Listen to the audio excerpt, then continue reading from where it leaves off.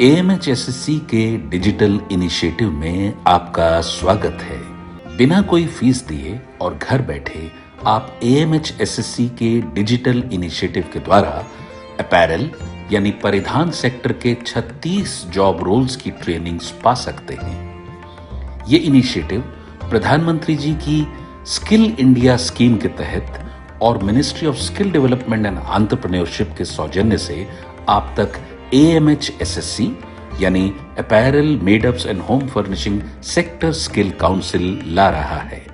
इसे देखकर आप अलग अलग जॉब रोल्स के हुनर घर बैठे पा सकते हैं और या तो नौकरी दिलाने में ये सहयोग करेगा या आप अपना रोजगार आरंभ कर सकते हैं। Sampling tailor NSQF level 4। Sampling tailor के 4 मुख्य राष्ट्रीय मानक हैं।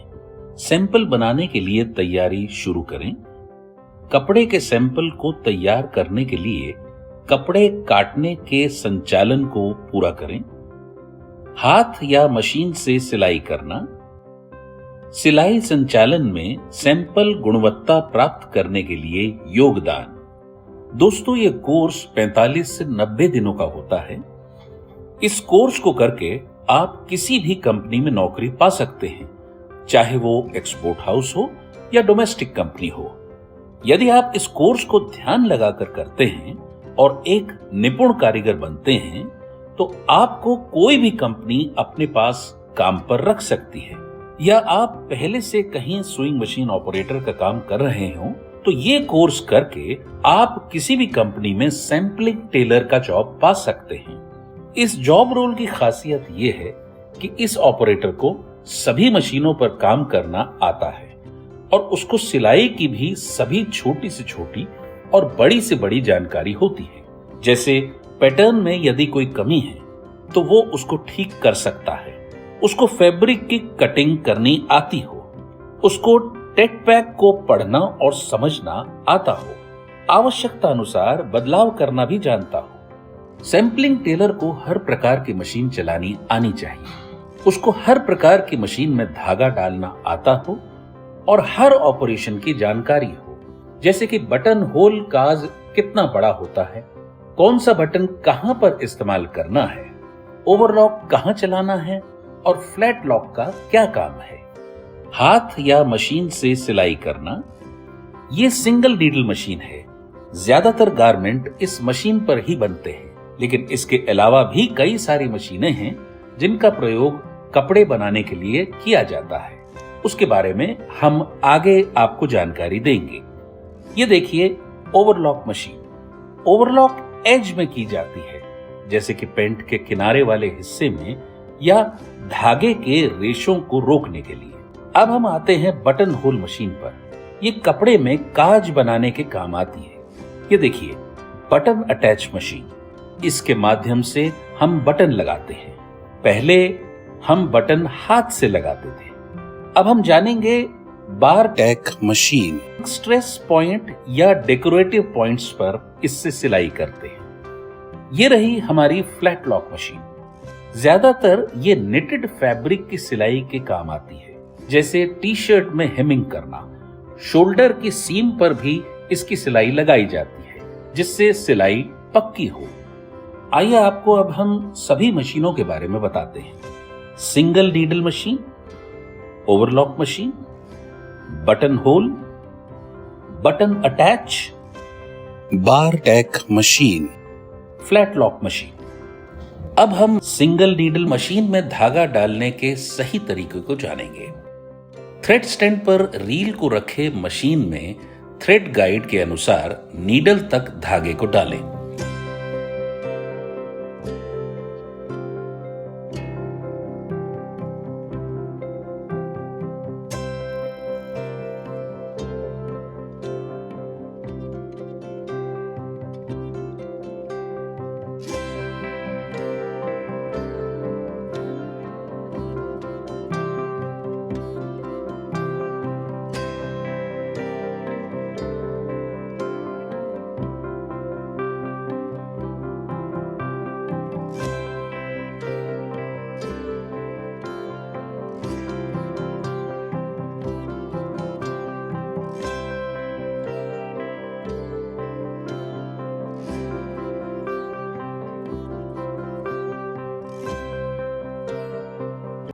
ओवरलॉक मशीन में आइए हम जानेंगे कि धागा कैसे डालते हैं। सबसे पहले धागे को हम थ्रेड स्टैंड पर रखते हैं।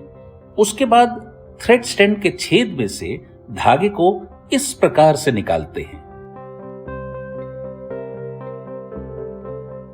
मशीन हेड के पहले छेद से धागे को दूसरे थ्रेड टेंशन में डालते हुए अपर लीवर में डालते हैं।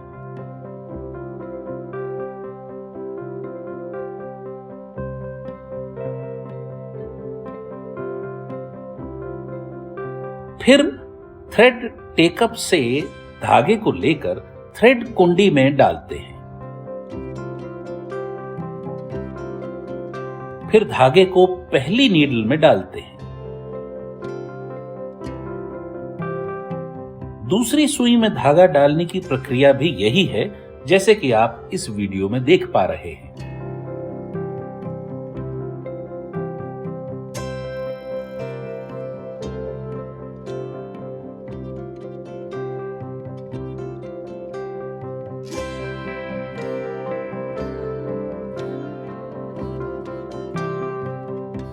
उसके बाद बारी आती है अपर लूपर में धागा डालने की प्रक्रिया की।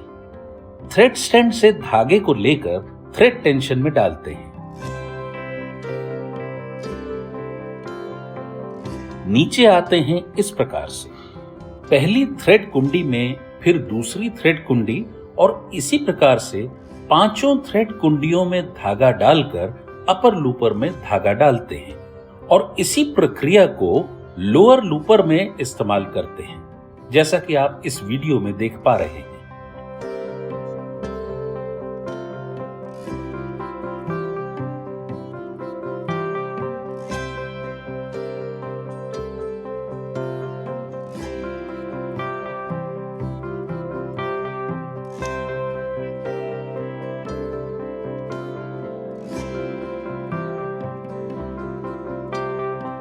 Button whole machine. Button whole machine में दो टेंशन होते हैं, मूविंग टेंशन और फिक्स टेंशन। सबसे पहले थ्रेड स्टैंड पर रखे धागे को स्पूल पिन से निकालकर फिक्स्ड टेंशन में लगाते हैं।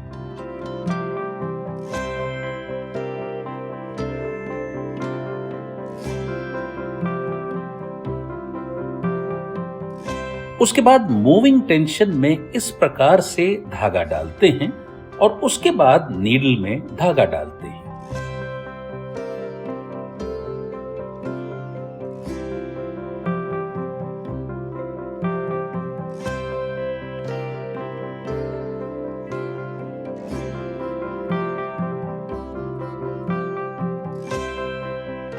Button attach chain stitch machine. Thread stand पर रखे धागे को सबसे पहले फर्स्ट स्टेप पर लगाकर थ्रेड कुंडी में डालकर दूसरी कुंडी में से ले जाकर फिक्स टेंशन पर इस प्रकार से ले जाते हैं।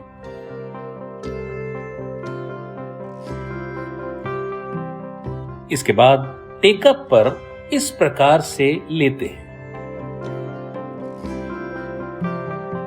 उसके बाद थ्रेड कुंडी से धागे को निकालते हुए नीडल बार और चुटकी पर लाते हैं।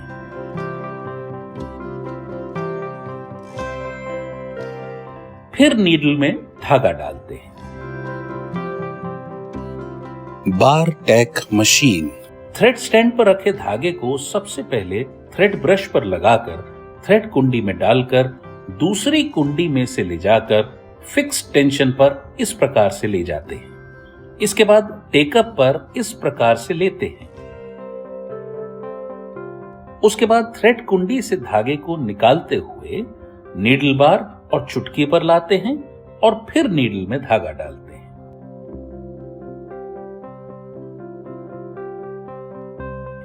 Flat lock machine. पहले थ्रेड ब्रश में से धागे को निकालते हुए मशीन थ्रेड टेंशन में धागे को डालें।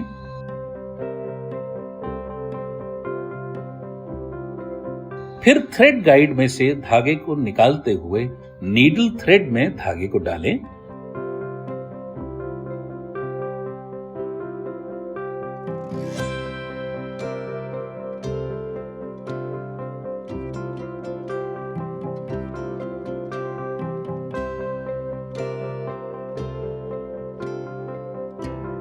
और इसके बाद धागे को नीडल में डालें।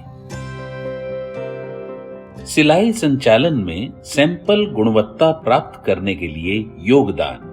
ऑपरेटर को टेक पैक को पढ़ना और निर्देशों को समझना आना चाहिए, नहीं तो वो निर्देश अनुसार गारमेंट नहीं बना पाएगा और उसमें लिखे हुए निर्देश के अनुसार यदि पैटर्न में कोई कमी होती है तो वो उसको ठीक कर सके, तभी वो एक सही गारमेंट बना पाएगा।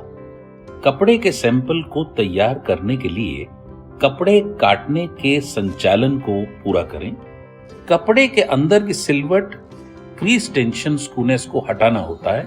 फिर कपड़े को इस प्रकार से बिछाया जाता है जिससे कि गारमेंट के पार्ट को काटा जा सके दिए गए नाप के अनुसार, जैसा कि आप इस वीडियो में देख पा रहे हैं। सैंपल बनाने के लिए तैयारी शुरू करें। सबसे पहले टेलर को टेक पैक में दिए गए निर्देश को समझना होगा कि बायर ने उसमें क्या निर्देश लिखे हैं। उसके आधार पर उसके पास पर्याप्त मात्रा में सभी सामग्री है या नहीं, पैटर्न की उपलब्धता को चेक करना, मशीन के संचालन को देखना कि सभी मशीनें ठीक हैं या नहीं, यदि कोई खराबी है तो मशीन को ठीक करवाना। आज के इस विषय की जानकारी प्राप्त करके आपको लाभ हुआ होगा। इसी उम्मीद के साथ मैं यानी AMH SSC आपसे विदा लेता हूं। आशा है आप सभी को ये जानकारी प्राप्त करके सहयोग मिला होगा आत्मनिर्भर बनने में। कौशल भारत, कुशल भारत।